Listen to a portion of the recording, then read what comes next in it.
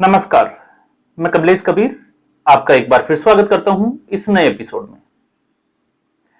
Iran, Israel और America युद्ध चल रहा है, जबरदस्त तरीके से चल रहा है और एक युद्ध भारत में भी चल रहा है। कांग्रेस पार्टी इस वक्त प्रधानमंत्री नरेंद्र मोदी को घेरने के लिए ईरान के बहाने हमलावर है, लेकिन सरकार जो है वो अपने तरीके से काम कर रही है और विपक्ष अपने तरीके से काम कर रहा है। तो इस वक्त चर्चा का जो केंद्र है पिछले 4 से 5 दिन से वो सिर्फ और सिर्फ इजराइल, अमेरिका, दुबई या हम कह सकते हैं ईरान, इसके आसपास ही नजर आता है। लेकिन भारत की राजनीति में कुछ ऐसा भी चल रहा है जो अभी सुर्खियों में नहीं है। तो कांग्रेस पार्टी जहां नरेंद्र मोदी को घेरने का प्रयास कर रही है, अब कांग्रेस पार्टी की एक बड़ी मुसीबत जिसका इशारा हम नवंबर क्रांति से लेकर अब तक करते आए थे, अब वो घड़ी लग रहा है कि नजदीक आने वाली है। मामला सुर्खियों में नहीं है, इसलिए हो सकता है कि यह खबर जो है वो अभी मीडिया में है या नहीं है, लेकिन सच्चाई यह है कि 10 मार्च को बहुत कुछ निर्भर करेगा डीके शिव कुमार के ऊपर। और 10 मार्च को ऐसा क्या होने वाला है? तो जब नवंबर क्रांति हुई थी तब भी हमने बात की थी, उसके बाद में मैंने जनवरी में भी एक बात की थी, एक वीडियो बनाया था, और उसके बाद में मैंने बात की थी बजट सत्र की।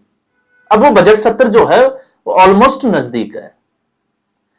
तो उस खबर पे आए, उससे पहले नवंबर में जो क्रांति थी 20 नवंबर, उस वक्त डीके शिव कुमार सिर्फ और सिर्फ इसलिए चुप थे क्योंकि बिहार का चुनाव सिर के ऊपर था। जबकि सच्चाई इसके साथ यह भी है कि डीके शिव कुमार उस वक्त भी चुप नहीं थे, वो दिल्ली में डेरा डाले हुए थे डीके सुरेश के साथ में। इसके अलावा सिद्धारमैया भी यहां पहुंचे थे, लेकिन आलाकमान से बात नहीं हुई थी। ये उसी वक्त की बात है जब मल्लिकार्जुन खड़गे ने यह कहा था कि वो हाईकमान से बात करेंगे, और उस वक्त मल्लिकार्जुन खड़गे पर भी सवाल खड़े हुए थे कि कांग्रेस पार्टी में जब राष्ट्रीय अध्यक्ष मल्लिकार्जुन खड़गे हैं तो फिर हाईकमान कौन है? तो साफ सुथरा इशारा था राहुल गांधी की तरफ। तो नवंबर में जो बिहार में चुनावों का परिणाम आया वो अपेक्षा के अनुरूप हम कह सकते हैं कि कांग्रेस पार्टी के लिए बहुत गहरा खड्डा खोद के चला गया। तेजस्वी यादव को भी डुबो दिया और खुद भी डूबे। तो फिर एक उम्मीद थी कि शायद 7 मार्च तक 7 जनवरी एक नई तारीख कि शायद उस वक्त कुछ हलचल होगी। अब 7 जनवरी क्यों?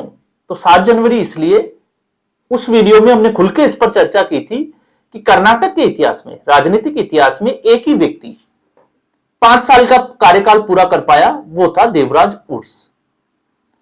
और उनका जो रिकॉर्ड था सबसे ज्यादा समय तक मुख्यमंत्री बने रहने का, वो था 7 साल और 239 दिन। अब ऐसी स्थिति में 7 जनवरी को वो समय जो है वो पूरा हो रहा था, और देवराज उर्स के बाद, और देवराज उर्स सच्चाई यह है कि वो भी कांग्रेस पार्टी के ही मुख्यमंत्री थे। अब सिद्धारमैया एक बार जो है वो कार्यकाल पूरा कर चुके हैं और उनके 7 जनवरी को 7 साल और 240 दिन पूरे हो जाते हैं। तो मतलब आप कह सकते हैं कि एक ऐतिहासिक या इतिहास में नाम दर्ज कराना, वो सिद्धारमैया के नाम वो रिकॉर्ड हो गया। तो फिर सवाल यह था कि क्या डीके शिव कुमार, जो 2.5 साल का फॉर्मूला था और जिसके ऊपर वो खुलकर चर्चा कर चुके थे कि जो वचन दिया था, जो वादा किया था, उसको निभाना चाहिए, क्या वो चुपचाप बैठे रहेंगे? और अगर वो चुपचाप बैठे रहेंगे इन दोनों स्थिति में, तो फिर यह था कि शायद बजट सत्र में कुछ होने वाला है। अब बजट सत्र नजदीक है। अब ऐसी स्थिति में 2.5 साल का फॉर्मूला वो 20 नवंबर को तय मियाद जो है वो पूरी हो जाती है। अब स्थिति डीके शिव कुमार के सामने बिल्कुल साफ है, और मैं पहले भी कह चुका हूं, इसमें हमने एक वीडियो में बात भी की थी कि कर्नाटक में कांग्रेस पार्टी की 3 ही गति है। एक मध्य प्रदेश की गति, दूसरी राजस्थान की। मध्य प्रदेश की जो गति थी वो ये थी कि शिवराज सिंह चौहान के एंटी इनकम्बेंसी के बाद एक कांग्रेस पार्टी को मौका मिला, और वो मौका यह था कि कमलनाथ को मुख्यमंत्री बनाया गया, लेकिन ज्योतिरादित्य सिंधिया को साथ में लेकर चलने में कांग्रेस पार्टी नाकामयाब रही, या हम कह सकते हैं कि हाईकमान का कोई हस्तक्षेप नहीं रहा, देखता रहा। और देखते देखते नतीजा यह हुआ कि 40 विधायकों के साथ ज्योतिरादित्य सिंधिया कांग्रेस पार्टी छोड़कर भारतीय जनता पार्टी में चले गए। सरकार गिर गई और भारतीय जनता पार्टी को बैठे बैठे एक मौका मिल गया, और उसका परिणाम यह हुआ कि आने वाला जो चुनाव था उसमें भारतीय जनता पार्टी की लैंडस्लाइड विक्ट्री हो जाती है। अब सवाल यह है कि क्या मध्य प्रदेश की गति जो है वो कर्नाटक कांग्रेस में हो सकती है? तो इसका जवाब है बिल्कुल नहीं, ये ना के बराबर है। और ना के बराबर इसलिए है क्योंकि डीके शिव कुमार कांग्रेस पार्टी के प्रदेश अध्यक्ष रह चुके हैं, इसके अलावा उप मुख्यमंत्री। तो दो स्थिति में जब वो उप मुख्यमंत्री भी रह चुके हैं और प्रदेश अध्यक्ष भी रह चुके हैं, तो ऐसी स्थिति में क्या वो भारतीय जनता पार्टी में अगर जाते हैं तो भारतीय जनता पार्टी उनको मुख्यमंत्री पद दे सकती है? तो ये बिल्कुल जो है वो मुमकिन नहीं है। तो जब मुख्यमंत्री पद नहीं दे सकती है तो क्या डीके शिव कुमार की महत्वाकांक्षा ऐसा करने से पूरी होगी? तो नहीं होगी। अब आते हैं हम दूसरी स्थिति। तो दूसरी स्थिति है राजस्थान। और राजस्थान में स्थिति यह थी कि सचिन पायलट, आप डीके शिव कुमार को कह सकते हो, और अशोक गहलोत इस वक्त सिद्धारमैया को, दोनों जो है वो एक ही स्थिति में है। सचिन पायलट 2.5 साल इंतजार किए और 2.5 साल के इंतजार के बाद, लेकिन एक जो बड़ी जिसको हम कहें कि मध्य प्रदेश के अलावा राजस्थान और कर्नाटक में एक खास बात और है, कर्नाटक में भी सत्ता में लाने वाला अगर कोई व्यक्ति है तो वो डीके शिव कुमार है कांग्रेस पार्टी। और उस वक्त 2018 में सत्ता में लाने का पूरा क्रेडिट जो है वो जाता है सचिन पायलट को। सचिन पायलट प्रदेश कांग्रेस कमेटी के अध्यक्ष थे, और जिस क्षेत्र में सचिन पायलट का प्रभाव था, जिसको हम दक्षिण पूर्वी राजस्थान कह सकते हैं, उस बेल्ट में लगभग 43 सीटें आती है, जिसके ऊपर 43 से 45, जिसमें ज्यादातर सीटें जो है वो कांग्रेस पार्टी के साथ थी।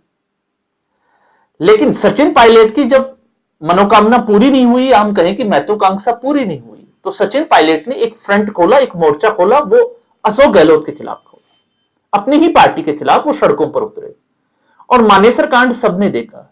लेकिन सचिन पायलट की स्थिति डीके शिव कुमार जैसी थी जैसे अभी डीके शिव कुमार है, वो भी भारतीय जनता पार्टी में जाने का सोच भी नहीं सकते थे। तो वो वापस लौट कर आए और अगले चुनाव में कांग्रेस पार्टी सत्ता से बाहर। तो सचिन पायलट के अरमान वैसे के वैसे ही रह गए जिस स्थिति की हम बात कर रहे हैं। और असर यह हुआ कि जो सचिन पायलट का प्रभाव क्षेत्र था, उसमें लोगों का मानना यह था कि सचिन पायलट से बैर नहीं और कांग्रेस पार्टी की खैर नहीं। और नतीजा 12 से 13 सीटों पर सिमट गई उन 43 सीटों के ऊपर। अब ऐसी सूरत में क्या सचिन पायलट को देखते हुए डीके शिव कुमार ऐसा कर सकते हैं? तो अभी तक अगर आप देखोगे तो डीके शिव कुमार ने ऐसा कुछ भी नहीं किया, लेकिन एक तरीके से मोर्चा अपनी ही सरकार के खिलाफ खोले हुए हैं। अब आते हैं तीसरी गति की तरफ, जिसके ऊपर डीके शिव कुमार ने एक तंज कसा है। और ये मैं इसलिए कह रहा हूं, 2 दिन पहले और उससे 4 दिन पहले अगर आप देखोगे तो महादेवप्पा, जो एक मंत्री है, सिद्धारमैया गुट से आते हैं, उन्होंने एक नया कार्ड फेंका है, और वो नया कार्ड है दलित मुख्यमंत्री का। तो अब सवाल यह है कि क्या चन्नी जो है वो कर्नाटक के मुख्यमंत्री बनेंगे? अब मैंने चन्नी का नाम क्यों लिया, आप इस स्थिति को देखिए। तीसरी गति जिसकी संभावना ये नजर आ रही है, और वो ये है कि कैप्टन अमरिंदर सिंह जब सरकार में थे, मुख्यमंत्री थे, तो नवजोत सिंह सिद्धू एक तरीके से फ्रंट खोले हुए थे अमरिंदर सिंह के खिलाफ। कैप्टन अमरिंदर सिंह को इसकी भनक थी, बेइज्जती से बचने के लिए उन्होंने इस्तीफा दिया और एक कांग्रेस पार्टी की तरफ से दलित कार्ड खेला गया। चरणजीत सिंह चन्नी को मुख्यमंत्री बनाया गया अंतिम समय में। फैसला गलत था, या तो वो पहले लेना था या फिर ऐसा लेना ही नहीं था। और परिणाम यह हुआ कि चरणजीत सिंह चन्नी जिस दलित कार्ड के भरोसे कांग्रेस पार्टी बैठी थी, अपनी दोनों सीटें आने वाले चुनाव में ही हार जाती है। अब ये दलित वाली बात जो है वो कहां से आती है? और ये दलित वाली जब बात आती है तो फिर मल्लिकार्जुन खड़गे, क्योंकि मल्लिकार्जुन खड़गे इस वक्त मदारी की भूमिका में है, बंदर की भूमिका में।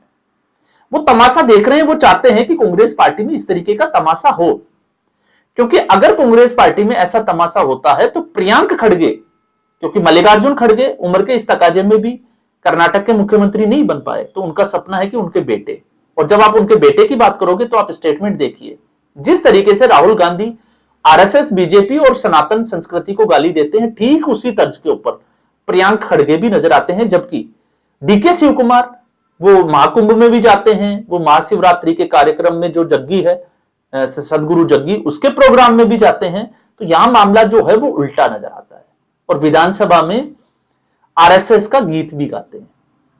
तो यहां पर आप स्थिति को समझ सकते हैं। तो सिद्धारमैया को और सिद्धारमैया के गुट को पता है कि बड़ी हलचल है और बहुत कुछ जो है वो होने वाला है, और इसका अंदेशा इस स्टेटमेंट, जो दलित का स्टेटमेंट दिया गया महादेव की तरफ से, उसका काउंटर किया डीके शिव कुमार ने। और साथ में 10 मार्च को जब बजट सत्र चल रहा होगा तो डीके शिव कुमार ने जितने भी एमएलए और एमएलसी है उनको रात्रि भोज के लिए आमंत्रित किया है। अब इसमें डीके शिव कुमार की असली ताकत का पता चलेगा कि कितने एमएलए और एमएलसी डीके शिव कुमार की उस पार्टी में पहुंचते हैं, क्योंकि इससे पहले नाश्ता ब्रेकफास्ट पॉलिटिक्स जो है वो पूरे देश ने देख ली। तो ये एक तरीके से, और साथ में यह भी कह दिया कि अब जो है संभावनाएं और जो राजनीतिक जो बदलाव की बात की जा रही है कि अब जिम्मेदारी नई पीढ़ी को देनी चाहिए। तो डीके शिव कुमार ने साफ तौर से कह दिया कि अब सिद्धारमैया बस बहुत हो गया, अब सिद्धारमैया को कुर्सी से हटा देना चाहिए और मंत्रिमंडल में फेरबदल करना चाहिए, नई पीढ़ी को इसका नेतृत्व सौंपने की या सौंपने का काम करना चाहिए कांग्रेस पार्टी को। तो अब असली जो मुद्दा है वो वहां आकर खड़ा हो जाता है, जो डीके शिव कुमार की चाहत है। सिद्धारमैया को भी पता है क्या करना है, अहिंसा की राजनीति करते हैं, लिंगायत और वोकालिंगा, आप समझ सकते हैं। डीके शिव कुमार को कमजोर करने के लिए एक तरीके से इससे पहले जो है वो जातिगत जनगणना का कार्ड भी खेला गया, उसको जारी किया गया, और उसमें जो आंकड़े आए उसमें वोकालिंगा लिंगायत से जो है वो कमजोर निकला।